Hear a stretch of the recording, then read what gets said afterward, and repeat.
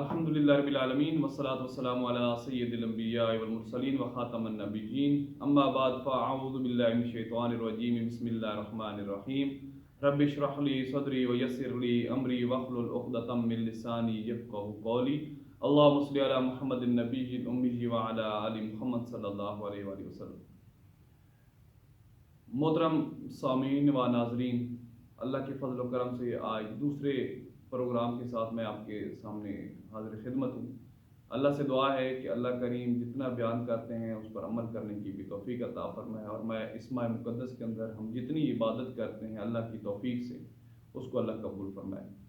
پچھلے پروگرام میں ہم نے یہ سیکھا تھا، یہ پڑھا تھا، یہ سنا تھا کہ وضو کے فرائض کا تذکرہ کہاں پر ہے یا وضو کا تذکرہ کہاں پر ہے۔ تو ہمیں پتہ چلا کہ وضو چھٹا سپارہ سورۃ مائدہ کی آیت نمبر 6 کے پہلے حصے میں اللہ کریم نے وضو کے فرائض کے متعلق میں بتا دیا تھا۔ اس کے علاوہ سنتوں کا کہاں سے پتہ چلا؟ وہ حضور علیہ السلام کے طریقہ کار سے پتہ چلا کہ انہوں نے جس طریقے سے وضو کیا وہ سنت قرار دے دی گئی، اور جو قرآن میں 4 چیزیں درج ہیں وہ فرض قرار دے دی گئی۔ قرآن میں کیا کیا درج ہے ہم ذرا ریپیٹ کر لیتے ہیں پچھلے پروگرام کو، کہ قرآن میں سورۃ مائدہ کی آیت نمبر 6 میں 4 چیزیں درج کی گئی ہیں کہ جب ہم نماز کا ارادہ کریں یا وضو کے لیے جو فرض ہے وہ یہ ہے کہ اپنے چہرے کو دھو لیں، اس کے بعد اپنے دونوں ہاتھوں کو کونیوں سمیت دھو لیں، اور تیسرا فرض ہے کہ سر کا مسح کر لیں، اور چوتھا فرض ہے کہ دونوں پاؤں جو ہیں وہ ٹخنوں سمیت دھو لیں۔ اب اگلا سوال یہ آتا ہے کہ ہمیں شریعت میں تیمم کا بھی ملتا ہے کہ تیمم جو ہے وہ بھی کوئی چیز ہے، تو وہ کہاں پر لکھا گیا ہے؟ تو اس کے بارے میں بھی آج ہم پڑھیں گے کہ تیمم جو ہے اس کا طریقہ کار کیا ہے اور کہاں پر درج ہے۔ تو اسی آیت میں اللہ کریم نے سورۃ مائدہ کی 6 نمبر آیت کے اگلے حصے میں ارشاد فرما دیا، اعوذ باللہ من الشیطان الرجیم بسم اللہ الرحمن الرحیم وَإِن كُنتُمْ جُنُبًا فَطَّهَّرُوا، اور اگر تم جنبی ہو تو اچھی طرح پاکیزگی حاصل کر لو۔ وَإِن كُنتُمْ مَرْضَىٰ أَوْ عَلَىٰ سَفَرٍ، اور اگر تم بیمار ہو یا مسافر ہو، أَوْ جَاءَ أَحَدٌ مِّنكُم مِّنَ الْغَائِطِ، یا تم میں سے کوئی قضائے حاجت کر کے آئے، أَوْ لَامَسْتُمُ النِّسَاءَ فَلَمْ تَجِدُوا مَاءً فَتَيَمَّمُوا صَعِيدًا طَيِّبًا، یا تم نے عورتوں سے مباشرت کی ہو پس تم پانی کو نہ پاؤ تو تم پاک مٹی سے تیمم کرو۔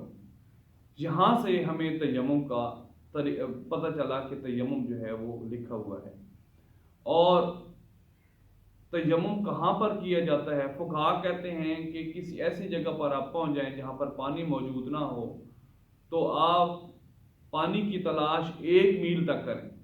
1 میل کے اندر اگر آپ کو پانی نہ ملے تو پھر جو ہے وہ آپ تیمم کر لیا کریں، نماز کے لیے، قرآن مجید پڑھنے کے لیے، نفلوں کے لیے، اور اس کے علاوہ جنازہ کے لیے، عید کے لیے، یہاں پر تیمم جو ہے وہ کر لینا چاہیے۔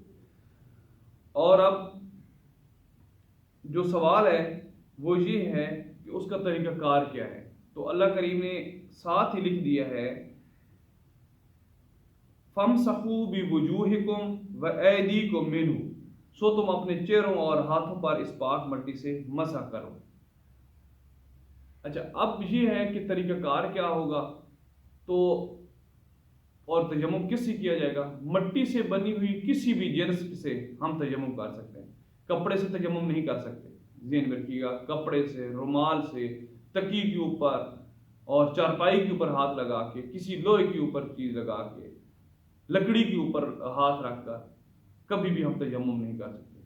صرف مٹی کی جو جنس ہے وہ اینٹ ہو، اینٹ بھی مٹی سے بنی ہوئی ہوتی ہے، چونا ہو وہ بھی مٹی ٹائپ ہے، مٹی بذات خود مٹی ہے، ان کے اوپر ہم جو ہے وہ تیمم کر سکتے ہیں۔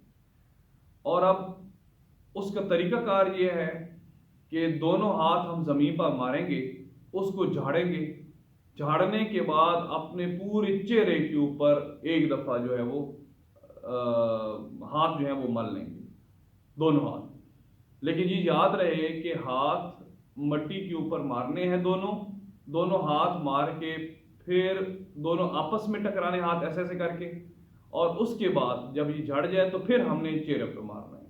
اور اس کے بعد ہم نے کیا کرنا ہے کہ دونوں ہاتھوں کو کونیوں سمیت جو ہے اس پر بھی وہ مسح ٹائپ تیمم جو ہے وہ پورے کا پورے کر لینا ہے۔ تو یہ ایک تیمم کا طریقہ ہے، اور تیمم ہر اس چیز سے ٹوٹ جاتا ہے جس سے وضو ٹوٹتا ہے۔ جن کاموں کے کرنے سے یا جن کاموں کے ہونے سے وضو ٹوٹ جاتا ہے، انہی کاموں کے کرنے سے تیمم بھی ٹوٹ جاتا ہے۔ وضو کے لیے یہ ہے کہ وضو اگر آپ نے ظہر کی نماز کے لیے کیا تو اس کے بعد آپ قرآن مجید بھی پڑھ سکتے ہیں، آپ عصر کی نماز، مغرب کی، عشاء کی، جب تک آپ کا وضو چلتا رہے آپ وضو پڑھ سکتے ہیں اس کے ساتھ نماز۔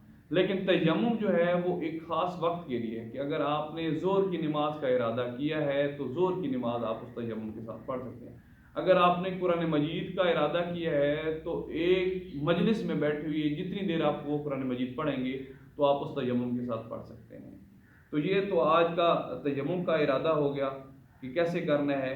اگلی آیت میں آج مکمل کر دیتا ہوں کہ آگے کیا لکھا ہوا ہے۔ تو اللہ تعالیٰ ارشاد فرماتے ہیں اگلے حصے میں، ما یرید اللہ لیجعل علیکم من حرج ولکن یرید لیطہرکم ولیتم نعمتہ علیکم لعلکم تشکرون۔